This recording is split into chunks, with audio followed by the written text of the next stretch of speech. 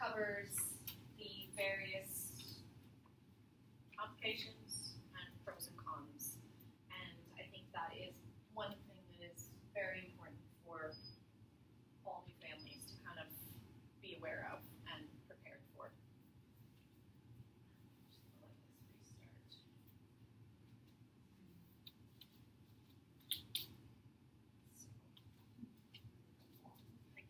No questions on the epidural? Okay. Claire's thinking really hard, like, maybe. Yeah, I was kind of all for it, but then after reading about it, Well, and I don't know, it's not quite appealing to me. then when you do actually learn about them, you know, they really do have a purpose, but it's not really kind of what society alludes to. It's the same as what labor and delivery is like, you know, on TV or in a movie. It's very different, you know. Some women will come in very focused and never make a sound, whereas if you see it on television or a movie, it's very dramatic, you know, that water breaks and oh my gosh, the baby's coming, and you know, it's very loud, it's very vocal. But a lot of the time that's not how labor and delivery actually takes place. And you know, you do hear a lot of people that, you know, look, I don't want to feel the pain. I'm okay with the risks and I'm having an epidural. But a lot of the time they don't even really know what the risks are. And they are safe, they are used in common practice, but it is something to actually think about. Okay, there is a needle and medication going into my back. That medication is in my bloodstream. It can go to my baby. And if things don't progress the way that you kind of have visualized in that, you know, you're really focused on having a vaginal birth. You know, it might not be a natural birth because you do use medication, but, you know, if something doesn't go right because you've had that epidural, they have to put the Pitocin up, and then all of a sudden you end up with a C-section, there can be real feelings of grieving for a mom because she didn't get the birth she wanted. And sometimes, especially before you've been pregnant or even before you've given birth, you can think when you hear somebody say, oh, well, you know, I didn't get the birth I wanted, you know, I'm very disappointed. And they have genuine feelings of grief and depressed from it. And you're thinking, what is wrong with you? You've got, you know, this beautiful, healthy baby and your partner was there. Like, why are you having these feelings? But they're really natural, normal feelings, and you can't control them. And it goes into the, you know, the aspect of some women will have postpartum blues and postpartum depression. But not having the birth that you expected can impact those things. And so the more knowledge and education you have, the better. And it doesn't mean that you haven't had a good delivery if you've had to go that route of getting the epidural. It just means you weren't coping. And you needed that time to rest or that time to, you know, get your body to do what it was supposed to do so you can deliver. And statistically, the majority of women today, especially in North America, end up with an epidural.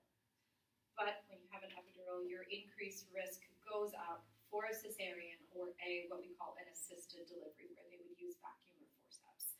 So those are kind of some of your pros and cons that you do need to weigh out and think about before you know, just, where's my epidural?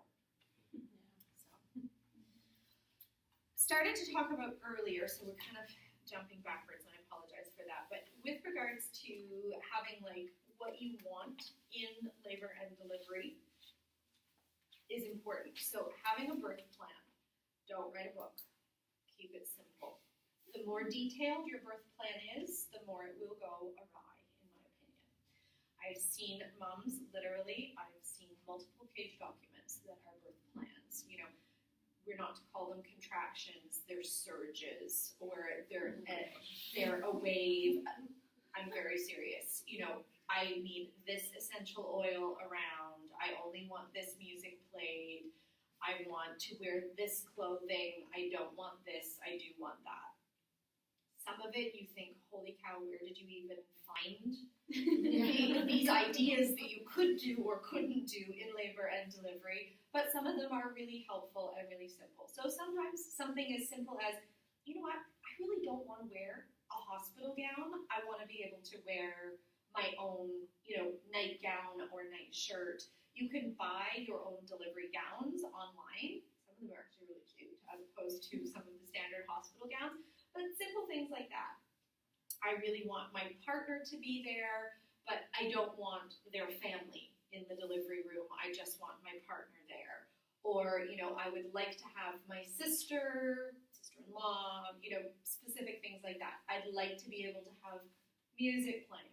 I would like baby to be delivered onto my chest versus taken to the resuscitaire and assessed before I actually get to hold baby. How often do they, how fast do they cut the cord? That's another thing to put in your birth plan. Okay. You can request the delayed cord clamping. Now, some practitioners, if the cord is potentially around the neck, here, when the baby is being delivered, they don't necessarily try to move the cord, they will just cut the cord.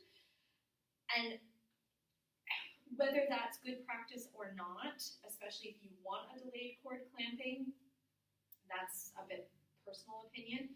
I think as long as there's room to slip that cord over the head, that's what you should do in order to allow the delayed cord clamping. But if they feel, and you have to trust the person that's doing the delivery, that they are assessing things appropriately, knowing what you want, if it doesn't work, then you have to kind of go with it. Do you also know if, I'm pretty sure they don't have a bank for that, but do they they cut the cord and then you put it to a bank for the stem cells? You can do it. Usually you get your kits out of, I believe it's the States. They send it to you. They'll and send you the pay kit. it back. Yes. But midwives do that? They will get the cord blood sample and piece of the cord and put it in the package for you, and then you take care of it. Okay. Yeah. So they can do that. So Definitely. you speak about that with the midwife and the doctor? Yeah. Or So that with would the be doula? all of the above, because if things are happening very fast and furiously as you get to the hospital, it might not be something that you think to say to the midwife or your doctor, but if your doula knows about it or your birth partner is like, no, we've got the kit, we're going to be sending, for stem cells and so forth, please make sure that happens. The same if you wanted to keep your placenta, it's good that your partner and or your doula would know, and it's something that you would want to say, as you're in labor. And those are all things that are helpful to have in a birth plan, especially if you are wanting to save something or send something for a different testing, that's important. I really think baby being delivered to the chest is so important for mummies. And it's just that first initial moment. Like, why should they be whisked away? They should stay right with their mummy. And so making sure that that's clearly stated, because even if baby is born and does need attention quite quickly, they can still deliver to mummy, quickly do a wipe and assess, and it's like, no, we have to move the baby. So that initial delivery comes to mummy. There's very rare circumstances, in my professional opinion, that baby needs to be moved from the delivery bed to the resuscitaire where they check baby, as opposed to going directly to mom, even if it's just for a few moments before baby goes to the resuscitaire. So those are things that are important. And I put two different examples of birth plans that you can fill out. There are tons online that you can look at that will give you different things.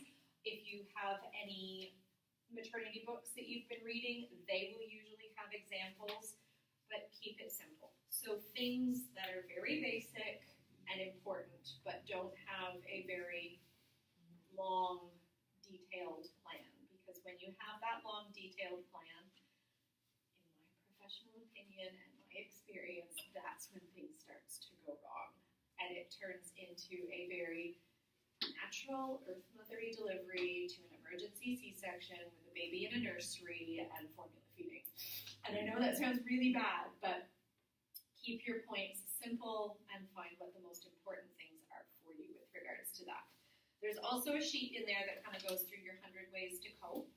Read it beforehand, and it even, this is good for our partners, our doulas, our support people to look at, because some of the time you think you're doing all the right things based off of what you've learned in the class or what has kind of stayed in your mind or what you've discussed, and it's kind of like, why is none of this working? And it's like, oh wait, on that sheet, it suggested, doing a hand massage as opposed to a foot massage. let me try rubbing, the hand versus the foot this time. And it's just coming up with some different options, to cope with everything with regards to labor. I also stuck in there, tips for your labor support person. It's important as the person supporting the mom in labor, whether it's just your partner or somebody else, like, be comfortable. This can take a while. Pack snacks, because she's not going to necessarily let you go out and get food unless you're having a wingnut like I was. And, you find, some different things. Bring a change of clothes. It can get messy. Keep your iPhone hidden, because if you're sitting at the end of the bed checking your emails or on Facebook and mommy catches you, it's not good. But have things that are going to help you help your partner. So just a little bit on that to, think about after the fact, because ultimately it's really not about the support person being comfortable. It is about mommy being comfortable, but we need the support person to kind of fit into the picture so that they can keep up with everything that's going on. Now, we started to talk about how are we going to know when we need to go to the hospital. So, these are your basics of when is appropriate time to make your way to the hospital. So your contractions are regular. They're 3 to 5 minutes apart. And, this may have gone on for an hour to 2 hours that they are that regular. They're going to last 45 to 60 seconds. Your water has broken is another time that you would go to the hospital. Pain is unmanageable. So if you are not coping with the pain, even if your contractions aren't, completely regular, they're maybe shorter or a little bit longer in length. If you're not coping with the pain being outside of the hospital, go to the hospital. Getting there because you could be further in your labor than we realize, because everything may have been going really well and you're getting into that transition phase and you might not make it to the hospital. The baby could be delivered at home. Do they come to your house? You would contact the ambulance and they would come and collect you with baby and off you go. And that does happen here on this island.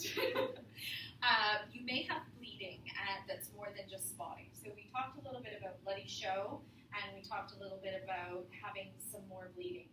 But if you're having bleeding and flow from the vagina of bright blood, that is serious, and you definitely want to make your way to the hospital fairly quickly, because often that can be an indication that possibly the placenta has started to detach.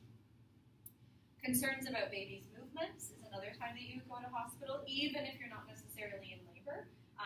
Any time that baby's movements are not the norm and you're concerned, that's a time to go to the hospital and or contact your doctor and midwife and potentially have a visit in the office. But especially if it's during labor and movements, you haven't felt baby move, or baby's movements are very erratic or different, and you're not comfortable with it, that's another time to go. And then your group B strep status. So if you are group B strep positive and you are having labor symptoms, you need to make your way to the hospital, because it's very important that you get the antibiotics to help protect the baby at birth. And if your status is not known and you're kind of going through any of these things, you would want to make your way to the hospital sooner rather than later. So if you are group B strep positive or your status is unknown and you're starting to have labor symptoms, you would potentially want to make your way to the hospital sooner rather than later. Any questions? No? Make sense? Okay.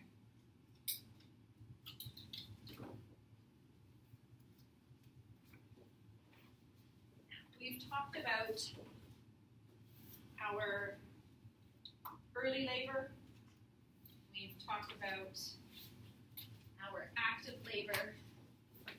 So, early labor, we can talk through our contractions. Everything is fine and dandy. We can kind of go about our business and distract ourselves. Active labor, we're going to have to slow down. It's going to take most of our energy and our focus to deal with our contractions. And now we have what we refer to as transition. So this can be the most intense part, or one of the most intense parts of your actual labor process. Your cervix is now going to go from 8 centimeters to 10 centimeters, so you're going to become fully dilated at this point. Your contractions are 2 to 5 minutes apart, so they can be coming really, really close together. They usually last 60 seconds to 90 seconds, and it can last anywhere between 10 minutes and an hour. This is intense. I will speak from experience. This can be very intense.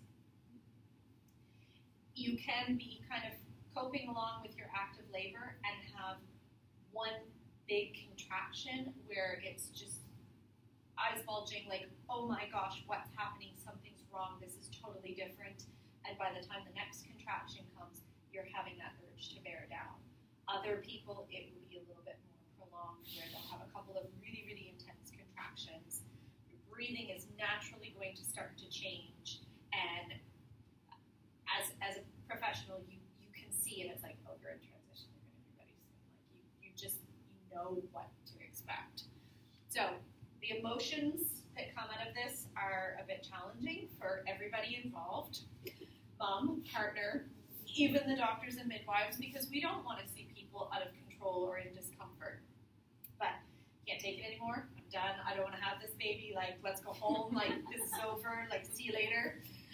Can't go on. Overwhelmed. No, not signed up for this. Confusion. You'll try and say, like, you need to breathe. You need to pay attention. And they're just everywhere. They can't focus. And they literally are out of control. This is where your support person is key. This is when you need to be able to get in your partner's face or the person you're supporting and say, listen to me, breathe, relax, you've got this. And do whatever it takes to keep mom in a bed or from running out the door and getting her through these contractions.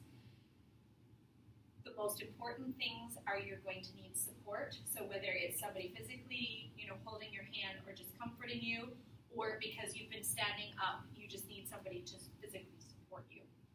You may want to squat, kneel, or lean over something at this point to cope with the intensity of those contractions. Comfort measures are very important here as well. You may want it to be quite quiet, and you want to think thoughts of opening up and releasing.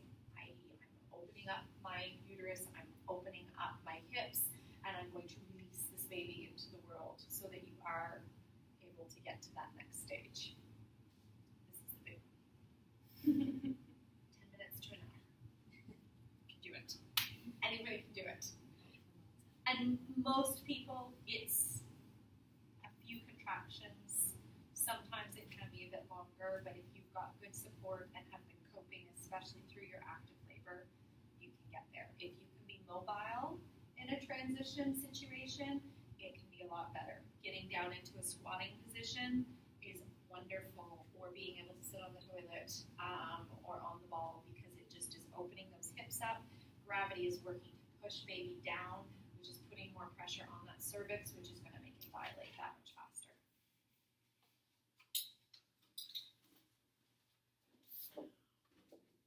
So once we have gone through transition, now the fun comes. Now we are entering second stage of labor, which is pushing and the birth of your baby. So after transition, like I said before, you might have a rest period, but not everyone does. So some women, they go through transition, and literally as they are going through transition, that urge is there to start to push. So your contractions are going to be 5 or less minutes apart. They're going to be about 1 to 2 minutes in length. This is, when you've made it here, you can do the rest. You can do the rest. It is important to think about the positions that we can use with regards to pushing. Most of us are very aware and have seen videos or movies, and everybody's laying in bed. Most people have really not witnessed a mom squatting and giving birth, or being on hands and knees giving birth, because that's not that glamorous. It puts it back to be a little more animalistic, but those positions can be much better for you. When it comes to pushing a baby out of your body, you need gravity working towards you. When you are laying on your back, there's no gravity helping. The hips are not open the way they should be. Your perineum, which is that tissue between the vagina and the rectum, are in jeopardy of potentially tearing or not opening the way that it should. So, in which page is this on? It is in Finding Comfort, pink one. So, at the back, with regards to finding comfort, most of the positions that are in the back, so there's the laying down comfort measures, but a lot of the other photos for comfort measures are all positions that you can be in, or similarly with regards to delivering your baby. When you are pushing, everyone is different. Some people will like a more coached pushing, just like they discussed in the video where somebody is counting. Some of the midwives have different practices where instead of doing a counting, they themselves will naturally repetitively say things like, keep it going, keep it going, keep it going, keep it going, keep pushing, push, push, push, push. Those are fine if they're driving you crazy. Have a look, have a word, have something like, this coaching, just, that doesn't work for her. Let's just tone it down. But some people, they need that.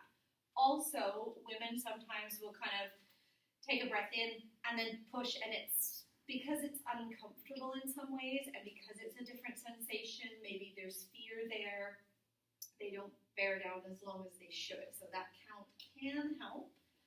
But if you can do a mental count or support person partner is counting quietly, or they may kind of tap the bed, tap on your hand, just different little things to keep that momentum going. So the more upright you are, the better. When you are in an upright position, everything is open the way it's supposed to be and gravity is working. One of the best positions, and we had discussed this before you guys had gotten here, is the squatting position to deliver. And one of the reasons the squatting position is so great is because it's allowed the hips to open. Naturally, by being in that position, the perineum is actually pulled back. So your likelihood of a tear is less. Needing an episiotomy is less. There are doctors and midwives that, because it's easier for them, do encourage people to lay down, but that is one of the worst positions you can deliver in. If baby is not in an optimal position, so if baby is actually face up, a great position that works really well that can actually help baby to turn is laying on your side, your left side, with your right leg up. The first time you start to do it, you are going to feel a little awkward, but when baby actually starts to move and you're being encouraged, you kind of don't care quite as much, so more that you may feel like a dog cocking their leg. But it's there for a purpose. It helps that baby to turn and move. There is X-ray evidence that actually shows that the dimensions of a woman's hips changes versus laying down, being up. So this is actually studied proper stuff. So upright, upright, upright. I will say this over and over and over. If you have the period, the injection, then you cannot do it. So you can with assistance. They can bring the head of the bed more upright. But in order for you to kind of, if there was a squatting bar over the top of the bed, even if you were to get upright to try to pull yourself up, you're going to be using so much upper body strength versus being able to support yourself in a squat. It's going to be counterintuitive. So if you have had an epidural, the best you can hope for is that they're going to put the head of the bed as much or as close to a 90-degree angle as possible so that you are in a more sitting position versus laying back. Where do you do these squats and bursts then? Is that actually on the bed or is it on the floor? I was just thinking that. You can do either. It's a little riskier on the floor because midwife doctor kind of has to get right under there, but on the bed it's very doable. And oftentimes, if there's not a squatting bar, women will turn around backwards in the bed and lean up over the back of the bed to get that squatting position. But you can squat anywhere. Is it real common to do the squatting thing, at least over here from what you've seen, or No. it's mainly on the back? So it depends. Same with the- I know, it's tough. I'm trying hard to get things better for mummies. You know, and if you've got educated families that come in and they've taken a class like this or they've done their research, they don't even have to take a class. You know, they've done their research, they've read books, they've done things online, and they've prepared themselves. They can come in and say, look, I don't want to lay flat on my back. Statistically, I'm this percentage more likely to end up, with a tear or an episiotomy, or not be able to do it, or need the assistance of a vacuum, forceps, things like that. Whereas if I'm in this position, my chances are much lower. And by having that information, it allows you to go in as a family and try and get the best birth and the safest birth for you. And that to me is one of the really important things about any childbirth education that you receive, but especially when it comes to trying to birth, because we don't always get told, especially here, the things we need to hear with regards to doing it. We have one doctor in particular on island, and we've discussed this again before you guys got here. But if you are not flat on your back, he will walk out.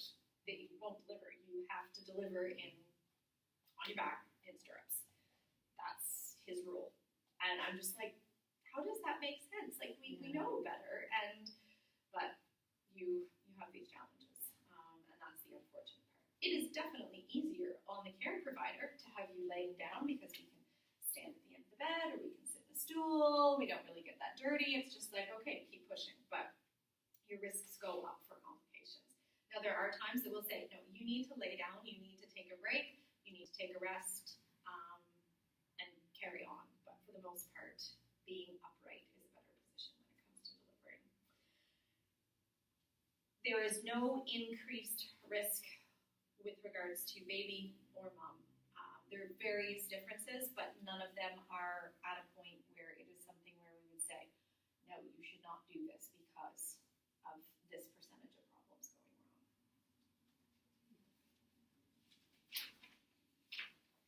So, where is...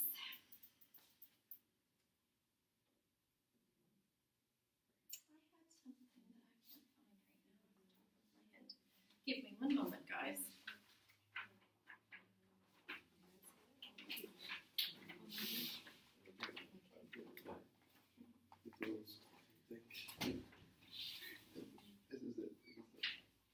It's in something else. I don't know at that moment how you see me, how I am. It doesn't matter. This is the rule, because the movie, they always mess with you. Mm-hmm. Yeah, they give you such a distorted view on